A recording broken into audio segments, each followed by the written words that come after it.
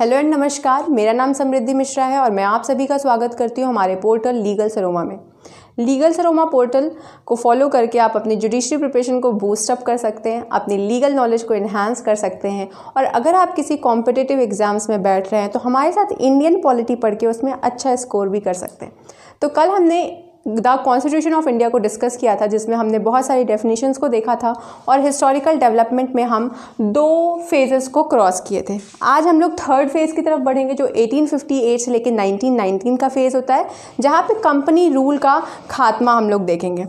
Phases of development पढ़ने से पहले एक छोटा सा जिस्ट लेंगे हम पिछली क्लास का, जिसमें हमने इंडियन कॉन्स्टिट्यूशन के बारे में बात किया था। हमने बात किया था कि state of West Bengal versus Keshoram Industries Limited 2004 ने बोला कि इंडियन कॉन्स्टिट्यूशन एक लिविंग डॉक्यूमेंट है। लिविंग डॉक्यूमेंट इसलिए कहा गया था क्योंकि विथ प्रोग्रेस इन टाइम, जैसे समय बढ़ता जाएगा उसके हिसाब से हम उसमें चेंजेस भी ला सकते हैं। और साथ ही साथ इंडियन कॉन्स्टिट्यूशन को हमने देखा था कि इट इज़ अ डॉक्यूमेंट जिसमें स्पेशल लीगल सेंसिटी है और faith and aspiration of people है। स्पेशल लीगल सेंसिटी को हम समझते हुए हमने देखा कि इंडियन कॉन्स्टिट्यूशन में अमेंडमेंट करना इजी नहीं है, लेकिन ऐसा कोई भी अमेंडमेंट जो हमारे नेशन के प्रोग्रेस के लिए हेल्पफुल है वो हम सब कर सकते हैं। Faith and aspiration of people को हमने समझा था कि हम इलेक्शन में पार्ट लेते हैं, हम वोट देते हैं और साथ ही साथ जुडिशियल डिसीजंस को हम बहुत ही अप्रिशिएट करते हैं। हम अपने राइट्स को, अपनी ड्यूटीज़ को फॉलो करते हैं। हिस्टोरिकल डेवलपमेंट की तरफ जब हम बढ़ते हैं तो हमने देखा कि किस तरह 1600 में ब्रिटिशर्स ट्रेड करने के लिए आए, but by progress in time वो लोग रूलर की तरह काम करने लगे थे। 1600 से लेकर 1764 का जो समय था उसमें बहुत सारे चार्टर्स भी आए। चार्टर ऑफ 1600 जिसके बारे में हमने कल पढ़ा था, उसमें लिखा हुआ है कि उसमें बताया गया कि कुछ group of English businessman queen Elizabeth के पास गए। उन्होंने अपना प्रपोजल रखा कि हम ईस्ट में जाके ट्रेड करना चाहते हैं, तो उन्होंने मोनोपोली ऑफ ट्रेड दे दिया विथ ईस्ट से। किसको दिया? ग्रुप ऑफ इंग्लिश बिजनेसमैन को उन्होंने दे दिया। 1608 में एम्परर जहांगीर ने एक रॉयल फरमान जारी किया और उसके थ्रू सूरत में ईस्ट इंडिया कंपनी इस्टेब्लिश हुआ। ऐसे ही चार्टर 1601 लॉ मेकिंग पावर देता है। चार्टर 1661 में हम देखते हैं कि सिविल और क्रिमिनल केसेस को ट्राई करने के लिए इंग्लिश लॉ को एप्लीकेबल किया गया।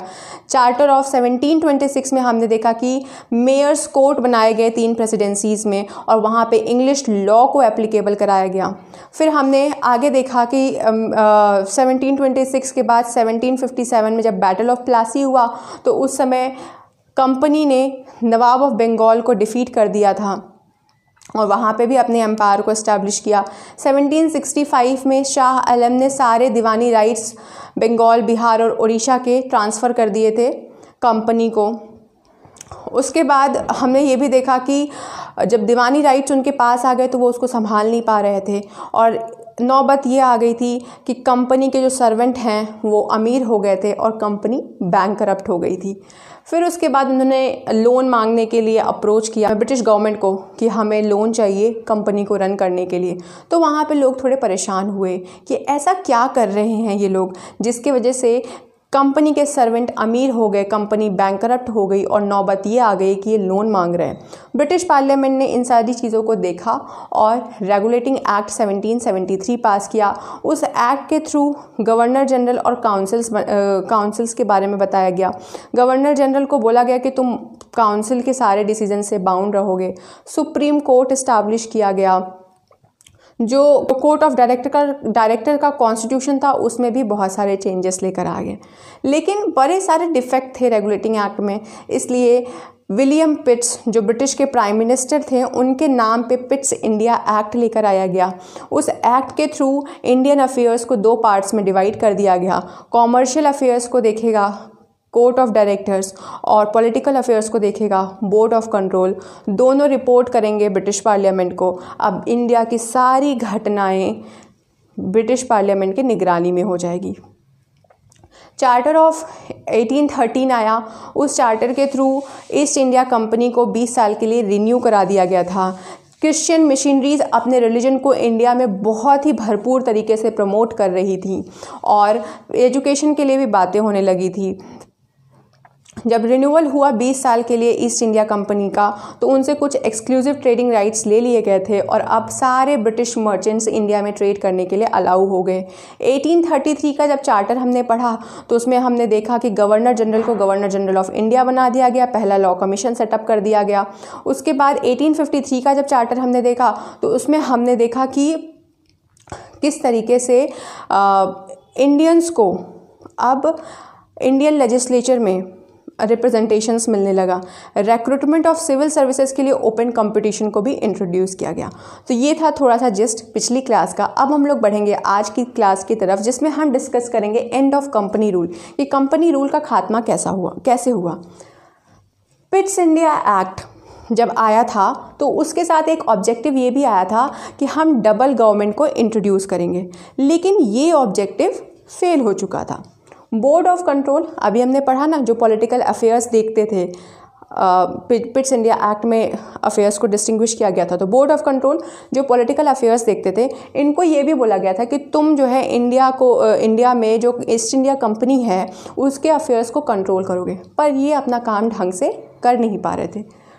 इन दोनों के फेलियर के वजह से, पिट्स इंडिया एक्ट और बोर्ड ऑफ कंट्रोल के फेलियर के वजह से, कंपनी का जो गवर्नमेंट था इंडिया में वो बिल्कुल कोलैप्स हो गया था। बहुत ही इररिस्पॉन्सिबल तरीके से ये लोग काम कर रहे थे और उसी समय रिवोल्ट ऑफ 1857 हुआ।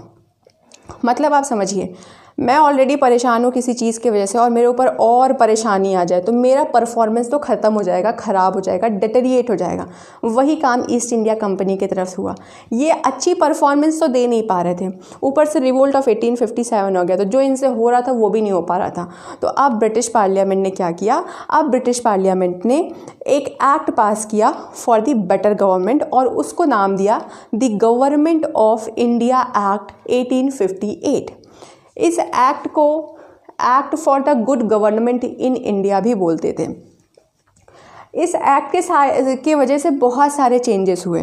पहला मेजर चेंज तो यही हुआ कि जो क्वीन थी इंग्लैंड की, उन्होंने एक रॉयल प्रोक्लेमेशन बनाया और उस रॉयल प्रोक्लेमेशन के थ्रू जितने भी राइट्स, जितने भी पावर्स उन्होंने ईस्ट इंडिया कंपनी को दिया था, वो सारे पावर्स उन्होंने खुद ले लिए।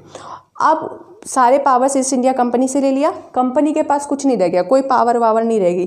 तो उन्होंने क्या किया, अब जो बोर्ड ऑफ कंट्रोल और कोर्ट ऑफ डायरेक्टर अभी हमने पढ़ा पिट्स इंडिया एक्ट में, जो कॉमर्शियल और पॉलिटिकल अफेयर्स को देख रहे थे, उनके पावर्स को भी अबॉलिश कर दिया। बोला अब ना तुम कॉमर्शियल अफेयर्स देखोगे ना तुम पॉलिटिकल अफेयर्स देखोगे, और उनकी पावर को ट्रांसफ़र कर दिया सेक्रेटरी ऑफ स्टेट के पास।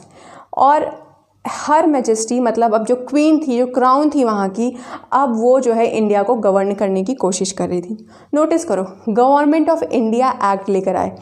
जब कंपनी को कंट्रोल करना था, कंपनी के अफेयर्स को कंट्रोल करना था, तब ये चार्टर लेकर आते थे, लेकिन अब ये इंडिया को गवर्न कर रहे थे, इसलिए गवर्नमेंट ऑफ इंडिया एक्ट लेकर आए।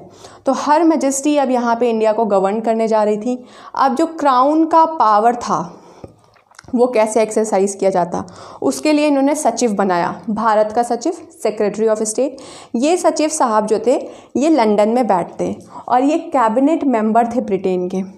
सेक्रेटरी ऑफ स्टेट जो है कैबिनेट मेंबर भी था ब्रिटेन का और भारत का सचिव भी था। और ये व्यक्ति क्या करता, ये क्राउन की पावर को इंडिया में एक्सरसाइज करने की कोशिश करते। लेकिन जब ये भारत में रहते ही नहीं, लंदन में रहते, तो एक्सरसाइज कैसे करते। तो इन्होंने एक एजेंट बनाया और उस एजेंट को नाम दिया गया गवर्नर जनरल, और उसी को हम लोग वाइस रॉय ऑफ इंडिया के नाम से भी जानते हैं। पहले वाइस रॉय हुए लॉर्ड कैनिंग। तो आप देखो, हर मैजेस्टी इंडिया को गवर्न करती, लेकिन इनकी जो पावर थी उसको एक्सरसाइज करने के लिए सेक्रेटरी ऑफ स्टेट बना दिया गया। सेक्रेटरी ऑफ स्टेट जो है क्या करते, क्योंकि ये तो लंदन में थे, तो भारत में कौन रहता, तो भारत में रखने के लिए इन्होंने गवर्नर जनरल बना दिया। ठीक है, गवर्नर जनरल कौन था, सेक्रेटरी ऑफ स्टेट का एजेंट था, उनका एजेंट था, सचिव का एजेंट था गवर्नर जनरल।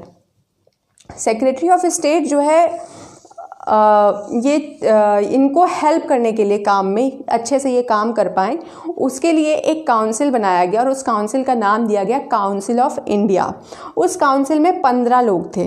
ठीक है, ये 15 लोगों का काम क्या था, सेक्रेटरी ऑफ स्टेट को उनकी परफॉर्मेंस में असिस्टेंस देने का। काउंसिल ऑफ इंडिया एक एडवाइजरी बॉडी थे और ये सेक्रेटरी ऑफ स्टेट को एडवाइस करते, और इसका जो चेयरमैन भी था ना काउंसिल ऑफ इंडिया का, वो सेक्रेटरी ऑफ स्टेट ही था। तो जब सेक्रेटरी ऑफ स्टेट को ये लोग एडवाइस करते हैं, जो भी चीज़ें थी उनको करने के बाद सेक्रेटरी ऑफ स्टेट जो है एडवाइस करता गवर्नर जनरल को, और जो भी एडवाइस गवर्नर जनरल को दिया जाता था उस एडवाइस को एग्जीक्यूट कराने का काम वाइसरॉय ऑफ इंडिया मतलब गवर्नर जनरल का था। और वो कैसे एग्जीक्यूट कराते, उसके लिए इन्होंने एग्जीक्यूटिव काउंसिल बनाई थी, और उस एग्जीक्यूटिव काउंसिल के थ्रू ये सारे एडवाइस जो सेक्रेटरी ऑफ स्टेट देता था, जो काम करने के लिए सचिव जी कहते थे, वो सारा काम यहाँ पे गवर्नर साहब करते थे। सेक्रेटरी ऑफ स्टेट एक्सरसाइज कर रहा था पावर को क्राउन की, तो ये अपनी परफॉर्मेंस के लिए आगे भी तो था ना, मतलब आगे भी तो इनको बताना पड़ता ना कि तुमने क्या काम किया, हमने तुमको इंडिया को कंट्रोल करने का पावर दिया है, तो क्या तुम काम वाम कर रहे हो। तो सेक्रेटरी ऑफ स्टेट साहब जो थे वो आगे अपने पावर्स के बारे में, मतलब उन्होंने क्या काम किया भारत में कितना रेवेन्यू प्रोड्यूस हुआ, उसका भारत का कैसा मटेरियल या मोरल प्रोग्रेस हो रहा है, इस सब की रिपोर्ट देते थे अपने प्रेसिडेंट को। तो सेक्रेटरी ऑफ स्टेट का इतना ही काम था। गवर्नमेंट ऑफ इंडिया एक्ट 1858 के थ्रू हर मैजेस्टी जो थी वो इंडिया को गवर्न करने की कोशिश कर रही थी, इसलिए ये एक्ट लेकर आया गया था ताकि इंडिया में बेटर गवर्नमेंट को इंट्रोड्यूस किया जा सके। तो अब हम बात करेंगे इंडियन काउंसिल एक्ट 1861 के बारे में। जो थर्ड फेज था एंड ऑफ कंपनी रूल्स 1858 से 1919 का जो समय था, उसमें 4 मेजर एक्ट आए थे। Indian council government of India act 1858, Indian council act 1861, Indian council act 1892, Indian council act 1909, जिसे मॉडले मिंटो रिफॉर्म के नाम से भी जाना जाता है। जो हमारा इंडियन काउंसिल एक्ट 1861 है, इसने हमें गवर्नमेंट का फ्रेमवर्क दिया जो आज तक फॉलो किया जा रहा है। इसने हमें बेसिक फेडरल कॉन्स्टिट्यूशन के बारे में बताया गया, जिसको फॉलो करके अभी भी वही फॉलो हो रहा है कहीं ना कहीं। इंडियंस को पहली बार लेजिस्लेशन के काम में बुलाया गया कि आप हमको वर्क ऑफ लेजिस्लेशन में एसोसिएट कर सकते हैं, पहली बार इस एक्ट के थ्रू ही हमने देखा। उसके बाद जो गवर्नर जनरल काउंसिल थी ना, उसमें मेंबर्स को बढ़ाया गया, बोला गया कि 6 मेंबर से कम नहीं होने चाहिए और 12 मेंबर से ज़्यादा नहीं होने चाहिए। लेजिस्लेटिव काउंसिल को भी पावर दिया गया कि आप लॉज बनाओ, सबके लिए लॉज बनाओ, रेगुलेशन बनाओ, हर किसी के लिए आप लॉज रेगुलेशंस बनाइए। जो प्रोविंशियल लेजिस्लेटिव काउंसिल्स थी उनको भी बोला गया कि आप प्रोविंसेस के लिए लॉज बनाइए। उस समय 7 प्रोविंसेस थे, United Province, Madras, Bengal, Assam, Burma, Punjab and Bombay. तो प्रोविंशियल लेजिस्लेटिव काउंसिल को बोल दिया गया कि आप प्रोविंसेस के लिए लॉज बनाइए। लेजिस्लेटिव पावर्स जो थी बॉम्बे और मद्रास की जो प्रेसिडेंसीज थी, उनकी पावर्स को छीन लिया गया था उस समय। 1861 की इस एक्ट के थ्रू उनके पावर्स को भी रीस्टोर कर दिया गया था। जो वाइसरॉय थे, अभी हमने पिछली गवर्नमेंट ऑफ इंडिया एक्ट में पढ़ा था कि सेक्रेटरी ऑफ स्टेट का एजेंट है गवर्नर जनरल, जिसे हम वाइसरॉय ऑफ इंडिया बोलते हैं। पहले वाइसरॉय बने थे लॉर्ड कैनिंग। तो जो वाइसरॉय ऑफ इंडिया थे, उनके पास पावर थी कि वो ऑर्डिनेंसेस पास कर सकते हैं, वो टेरिटरीज़ की, प्रोविंसेस की, प्रेसिडेंसीज़ की लिमिट्स को भी अल्टर कर सकते हैं, जो हम इंडियन कॉन्स्टिट्यूशन में अभी डिस्कस करेंगे कि पार्लियामेंट के पास पावर है अल्टर करने के लिए लिमिट्स। वो उस समय गवर्नर जनरल के पास पावर थी कि वो लिमिट्स को अल्टर कर सकते हैं। तो this was all about Indian council act 1861। Indian council act 1892 के बारे में अभी हमने 1861 डिस्कस किया। 1892 का जो एक्ट था, इसने फाउंडेशन ले डाउन किया था रिप्रेजेंटेटिव फॉर्म ऑफ गवर्नमेंट के लिए। इसमें जो सेंट्रल और प्रोविंशियल काउंसिल्स थे, इनके मेंबर्स को भी इंक्रीज़ किया गया। इलेक्शन सिस्टम को पार्शियली इंट्रोड्यूस कराया गया। जो गवर्नर जनरल काउंसिल था उसमें मेंबर्स को इंक्रीज़ किया। पहले क्या था 1861 में कि 6 से कम नहीं होने चाहिए, 12 से ज़्यादा नहीं होने चाहिए, लेकिन अब not less than 10 and not more than 16, मतलब 10 से कम नहीं होना चाहिए और 16 से ज़्यादा नहीं होने चाहिए क्या मेंबर्स। और गवर्नर जनरल काउंसिल को ये पावर भी दी, अथॉरिटी भी दी कि वो रूल्स सेटअप कर सकते हैं। काउंसिल्स को ये भी पावर दिया गया कि आप जो है बजट में डिस्कशन कर सकते हैं, डिबेट कर सकते हैं, लेकिन आपके पास कोई भी वोटिंग राइट्स नहीं है। और ना ही आप कोई फॉलोअप क्वेश्चंस कर सकते हैं। तो इंडियन काउंसिल एक्ट 1892 के थ्रू इन्होंने रिप्रेजेंटेटिव फॉर्म ऑफ गवर्नमेंट का फाउंडेशन तो ले डाउन किया था, पर रियल सेंस में कोई भी रिप्रेजेंटेशन नहीं था और ये एक्ट अपने आप में डिफेक्टिव था, क्योंकि इसका इलेक्शन सिस्टम जो इन्होंने पार्शियली इंट्रोड्यूस किया वो ही डिफेक्टिव था। डिफेक्टिव क्यों था? डिफेक्टिव इसलिए था कि फॉर एग्जांपल जो हमने 2 काउंसिल्स के बारे में पढ़ा था, presidency councils Bombay and Madras के बारे में 1861 में अभी हमने पढ़ा था ना कि बॉम्बे मद्रास की जो प्रेसिडेंसी काउंसिल्स थी उनको पावर्स जो थे उनके पास वो लेजिस्लेटिव पावर्स इन लोगों ने छीन लिए थे, लेकिन 1861 के एक्ट से वो सारे पावर्स इन्होंने रीस्टोर करा दिया था। तो जो काउंसिल्स थे बॉम्बे और मद्रास के, वहाँ पे भी इन्होंने बोला कि इसमें मेंबर्स कितने होंगे, इस काउंसिल में मेंबर्स कितने होंगे, तो बोला 8 से कम नहीं होने चाहिए और 20 से ज़्यादा नहीं होने चाहिए। इन्होंने क्या किया, 6 यूरोपियन मर्चेंट्स को सीट्स दे दी और इंडियंस के लिए कुछ भी नहीं रखा। मतलब this is the representation you are talking about. ये एक डिफेक्ट था। दूसरा, इनका लेजिस्लेटिव रोल में भी डिफेक्ट देखो कि आप बोल तो रहे हो कि बजट पे आके डिस्कशन करें, लेकिन हम कोई फॉलोअप क्वेश्चन नहीं कर सकते, हम कुछ पूछ नहीं सकते, तो कैसा रिप्रेजेंटेशन?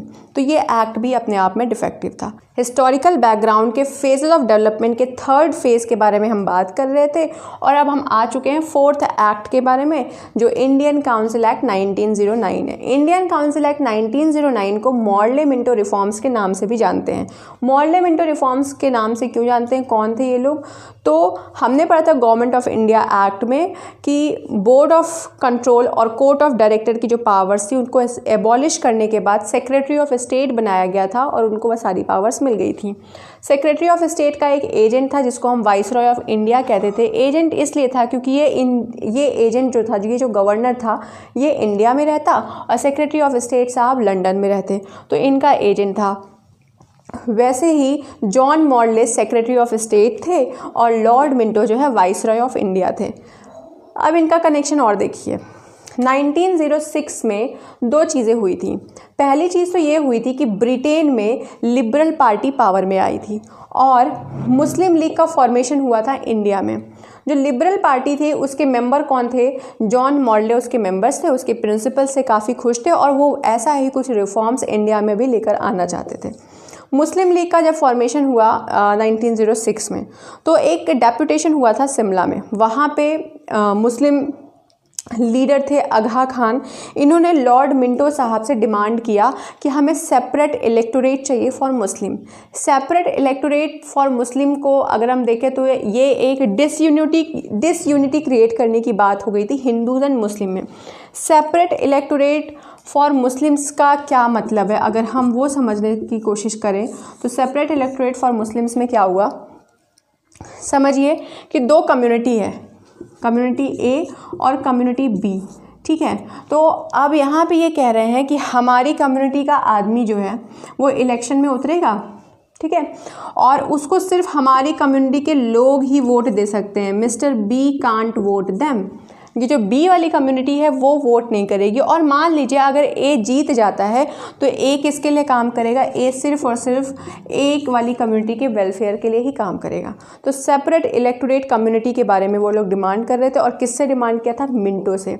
तो मॉर्ले कहाँ मिले? लिबरल पार्टी में। और मिंटो से मुस्लिम लीग फाउंडेशन के लीडर ने डिमांड किया कि हमें सेपरेट इलेक्टोरेट लेकर आओ, जो तुम ये नया वाला काउंसिल एक्ट लेकर आ रहे हो उसमें हमें सेपरेट इलेक्टोरेट लेकर आओ। कब डिमांड की गई थी? 1906 में जब मुस्लिम लीग फाउंड हुआ, शिमला में एक डेपुटेशन हुआ, वहाँ पे ये डिमांड रखी गई थी।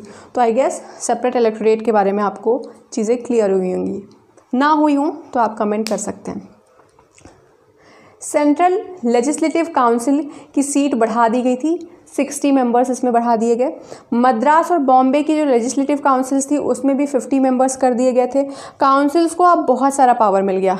पावर का मतलब अब वो क्वेश्चंस पूछ सकते थे, किसी भी मैटर पे डिस्कशंस कर सकते थे, सप्लीमेंट्री क्वेश्चंस भी पूछ सकते थे।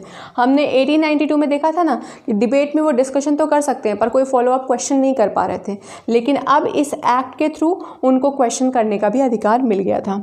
लॉर्ड मिंटो कौन है? जिसने सेपरेट इलेक्टोरेट दिया मुस्लिम्स को। आगा खान ने इनसे ही तो डिमांड किया था, इसीलिए इन्हें फादर ऑफ कम्युनल इलेक्टोरेट भी कहते हैं। इसी समय वाइसरॉय ऑफ इंडिया जो होते हैं हमने पढ़ा ना, सेक्रेटरी ऑफ स्टेट का एजेंट होता है वाइसरॉय ऑफ इंडिया।